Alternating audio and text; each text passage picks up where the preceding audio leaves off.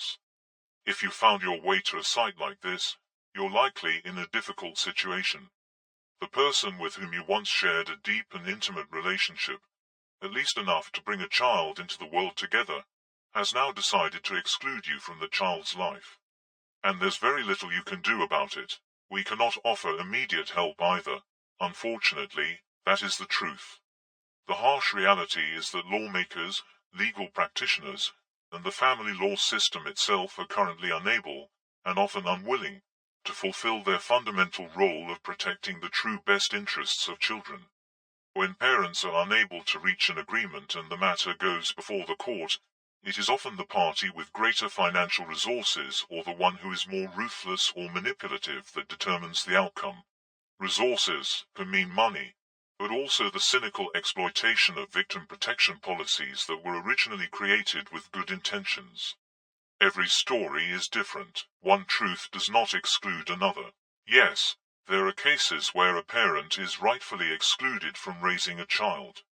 Yes, many women and children suffer genuine abuse. And yes, it is also true that some abusive parents falsely invoke claims of parental alienation as a manipulation tactic. These issues are already addressed by many forums and organizations.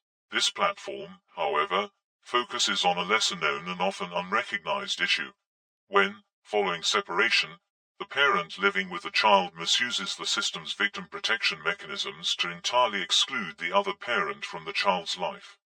The family law system not only fails to address this phenomenon, but often turns a blind eye, or even implicitly supports and incentivizes it. Legal practice overwhelmingly, and almost automatically, sides with the parent who declares themselves the residential parent, even if that parent emotionally manipulates or harms the child.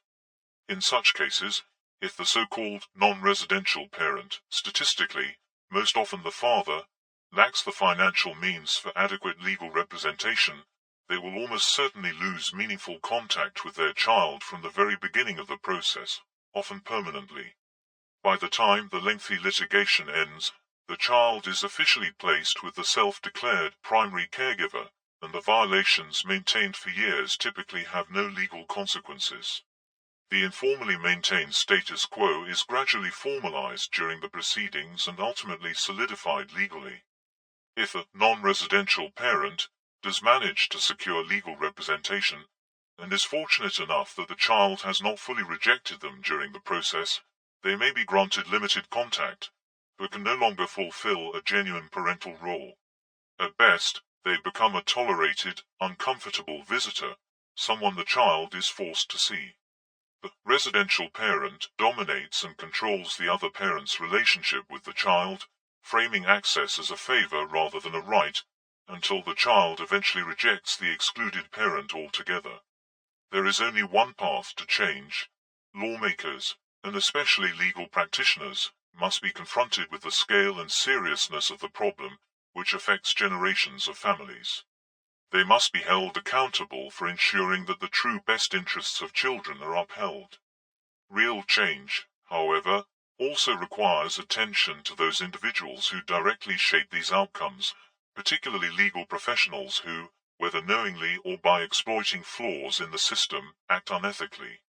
Their conduct often prioritizes short-term victories over the long-term well-being of children and families.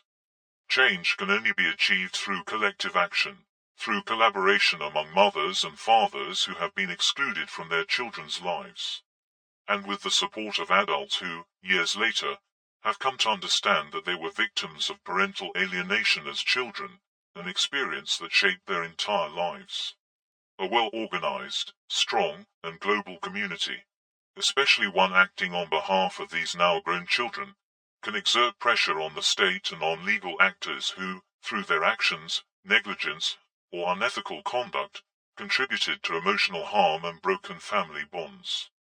If the consequences become serious enough, the system will have no choice but to change. A more balanced and accountable family law system can emerge, one that delivers judgments within a reasonable time frame under fair conditions, one that respects parental rights, protects children's emotional needs, and prevents abuse of process, while still safeguarding the rights of genuine victims. See Dad.